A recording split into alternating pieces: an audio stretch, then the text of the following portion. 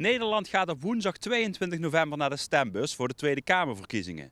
Vanuit de Limburgse Land- en Tuinbouwbond zijn wij benieuwd naar de standpunten van diverse politieke partijen over de agrarische sector. In deze video vragen wij Limburgse kandidaten van die partijen om te reageren op diverse vragen. Ditmaal stelden wij de vraag: wat staat er in uw partijprogramma over klimaat, water en stikstofopgave en welke rol wil uw partij hierin pakken? Ja, daar moeten we denk ik duidelijk over zijn. De stikstofuitstoot moet omlaag. Wij zeggen in ons programma dat die gehalveerd moet worden. Daar moet de landbouw ook een bijdrage aan leveren, maar zeker niet alleen de landbouw. Ook alle industrieën, ook de vliegvelden zullen aan die doelstelling moeten voldoen. Daarnaast denk ik dat het belangrijk is, wij zijn meer van de doelsturing in plaats van de middelvoorschriften. Dus wij willen af van die ingewikkelde depositieberekeningen. Wij willen dat de boer aan het stuur is. Hij bepaalt vanuit zijn onderneming wat belangrijk is en hoe hij de milieudoelstellingen gaat halen.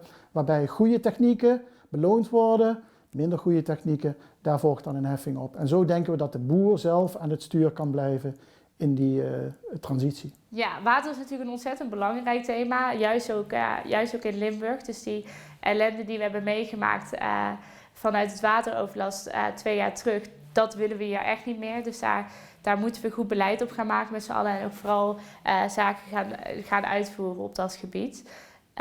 Stikstof zijn we natuurlijk als partij ook heel ambitieus in. De hele stikstofopgave is een ontzettend groot probleem op dit moment en dat moet echt anders geregeld worden. Dus daar moeten we als overheid zijn, is het ook onze plicht om onze boeren en tuinders zoveel mogelijk te ondersteunen door middel van omschakelingssubsidies of andere steunmaatregelen. En het klimaatbeleid, we hebben natuurlijk ook de eerste minister van Klimaat en Energie mogen aanleveren. Dus dat willen we vooral ook blijven doorzetten de komende jaren. De Partij voor de Dieren wil de kaderrichtlijn water, de milieucrisis, de natuurcrisis in samenhang oppakken. Sinds onze oprichting is de Partij voor de Dieren ook aanjager van dit debat. De Partij voor de Dieren wil de doelstelling van de kaderrichtlijn water, de klimaatcrisis, de natuurcrisis in samenhang oppakken. Sinds haar oprichting zijn dat de doelstellingen waar de Partij voor de Dieren ook voor strijdt. We zien onszelf ook als aanjager in dat debat. En de grote vervuilers moeten ook worden aangepakt. Dat geldt voor de industrie, maar zeker ook voor de intensieve veehouderij. Die neemt heel veel van ons landoppervlakte in beslag, bijna de helft.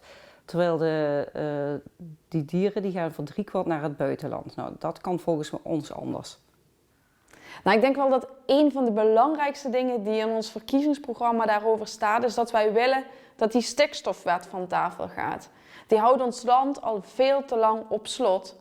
Er wordt nu heel vaak gezegd dat we moeten kiezen tussen agrarische sector en bouwen bijvoorbeeld. En die stikstofwet, die moet gewoon van tafel. En dat is denk ik wel een van de belangrijkste punten van ons verkiezingsprogramma. Wij willen de natuur in bredere zin gaan bekijken.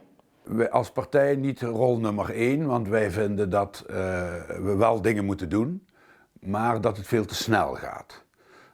En met snelheid is niemand gebaat, denken wij. Dus geef de agrarische sector meer tijd om ontwikkelingen te gaan maken, om discussies aan te gaan. En zet ze niet het mes op de keel.